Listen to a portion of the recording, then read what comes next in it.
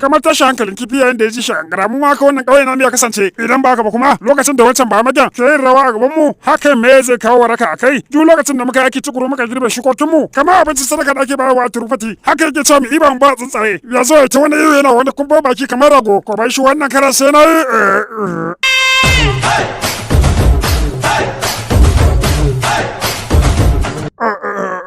Yalla bai baka da aikin yi ne zaka kira taro a wannan ranar haka? Mun gudanar da ayyukan mu sosai da ya kamata. Amma kai kuma sai zaka kauyen nan kake kai da abokananka ba tare da kun yi komai ba. Idan zaka iya tunawa wasu na manema wannan magana.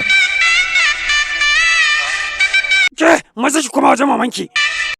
Aboki, me tunaninka da ya kasance da ganin wacin yarinyar na fara jin wata waka soyayya? Ai ba kada kake ji ba, kowa da kowa yana ji.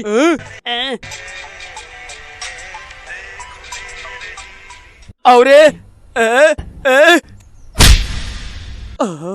Da alama dai wannan yarinyar sabuwa ce a cikin wannan ƙauyen ba? Wai kai duk abin da zamu gaya maka ba za ka saurare mu ba? Ba don kuma mana yasa na siyo wannan abu ba saboda rabuwa damuwarka. Wai me yasa kullum faɗan ka kaina yake? Me abin da nake ba daidai ba? Kai, lokacin da na da kai na zaɓe ka a matsayin mai gadin gonakin me yasa baka ce ba za ka yi ba? Mahaifinka yayin matukar kula da dukiyoyinmu gaba ɗaya ka lalata martaba aikin da gada. Ta yace ba zan takura ma ba. Idan mutane ne kaɗai za su dinga cin abin da suka shuka su kuma tsuntsaye fa. Kenan kada su rayu? Wannan dalilin ne yasa nake kwatan musu yancin. Babban mai faɗan yanci ya zo kwatan watsin tsaye yancin su. Kin gani ba Sabutri? Ki duba ki ga yadda yake mana magana bayan aikin da na bashi saboda ki. Ni ma ai saboda maman ta ne yadda na fara yin wannan aikin naku. Kai Kirishina, menene abin da kake haka? Ni fa aiki na ce fa kawai kai, amma me yasa zaka zo kai ta faɗa da mutanen ƙauye? Mama, ki daina mun faɗa ko da yaushe. Ba kuskure na bane. Ware ko ba kuskuren ka bane. Kuskuren mahaifiyarka ne. Dama wannan maman ta kai gaba ki da ba ta da wani hankali. Shugaba ba shi da wata yar budurwar jika haka. Ware ko sun ba shi da ita. Ka tabbatar? Ware na tabbatar. Wacce mata ce za ta dinga dukan mijinta bayan sun haihu da shi? Kana so ka san ta yace aka same ka yaro?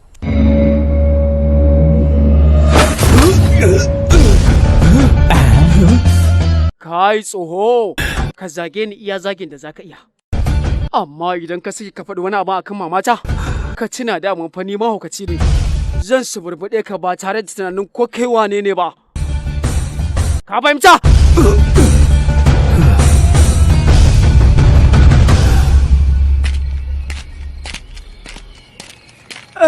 Me yasa ka dade da baka kawo bani da Allah? Cin kosan abin hawa. Ina girshida. Ga can. Kin haɗe yan mata?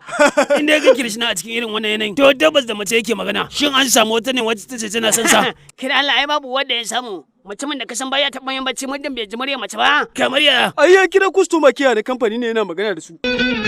Yalla ba dan Allah ka faɗa min menene abin da kake bukata ni kuma san maka karin bayani akai. Ta ko wata yarinya mai suna Oma Shorati a ofishin ku ba? Ta Allah zaki bani lambar ta. Ta aje aikin ta saboda wani saurayi mai suna Kirishina da yake yawan kiranta a waya wanda ya azabtar da ita. Wayo Allah. To shikenan. To ke zaki bani lambar ki ta musamman? Saboda me kenan yalla bai? Domin mu tattauna matsalolin mu mana. Kai ya guri yalla bai, za ka iya tambaya, amma kar kai tambaya akan abin da ya shafi kai da kai. Idan kana da wata matsala wanda ya shafi sakati ko kuma matsala yanar gizo sai mai magarin haske. To ni jarumin tallan sabulu ne cika ramba da za a ce kullum ina da matsala? Ni ban da wata matsala. Kawai ki faɗa min lambar wayarki. Sai ya zama lambar ki ce ta farko da za a fara ajiyewa a wayar Kirishina. Kirishina ne kenan. Mun gode da kiran sashin taimako na musamman. Da fatan ka ji daɗin wayar da muka da kai sai an jima. Ke mata, idan har kika saki kika katse kira na sai na sa an dakatar da keke ma. Shashashan banza mara amfani kawai katsewa zan yi din sai an jima.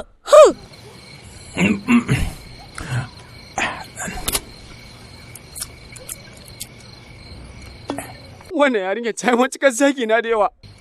Me kake nufi Kirishina? Yawanci matan yanzu zuciyarsu kamar dutse haka take. Da zarar mun tambayi su ba mu lambar wayar su, sai su nuna fusata tare da shin kulawa a tare da mu. Kai hakuri Kirishina dan baka samu ƴan matan da su kware ma ba. Dala ba ƴan mata ma mago. Ko da kwaya ɗaya ban samu ba. Wadda zan ajiye ta a nan na kuma ba ta kulawa. Na kula da ita kamar ƴan tsanin wasan yara. Amma ji nake gaba ki ɗaya na sare abokai.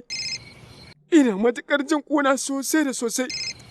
Hakan ya sa a kodoshe sai dinga jin ƙarar soyayya a kunnuwa na yayin da ku kuma kwaji. Da Allah ba ƙarar bace tunda sai kiran ka ake ba magi ka ki dagawa. Dan Allah ka daga. Kai Kirishina, dalandara ce wadda muka haɗin da ita da safe take kira na. Hello masoya. Ya kike baby? Ni da kutu ban da sa. Ka kalli wannan wai bakin bijimin da Allah ya samu wanda yake soyayya da ita amma ni kuma kowace guje min take. Kare ai tun da daɗewa nake so na Yaya, ya kai, yar uwa ta ce wai ta ce za ta kashe kanta. Me ka ce? Kai? In mata zan kira ki daga bayan ina zuwa. Nan gidan Male ne kokarin ci mata zarafi yaya. Ya sa hannunsa ga maki ɗaya dinga taba jikinta. Shi ne ta je take kokarin shan guba. Kai mani son. Maza kunna babur. Idan kun ji daɗin wannan ɗauka, kada ku manta, ku rattaba mana subscribe sannan ku danna ƙararrawa. Haka zalika, ku baɗa mana like, ku suburbuɗo mana sharhi, sannan ku yaɗa wannan ɗauka. Ta yi kenan.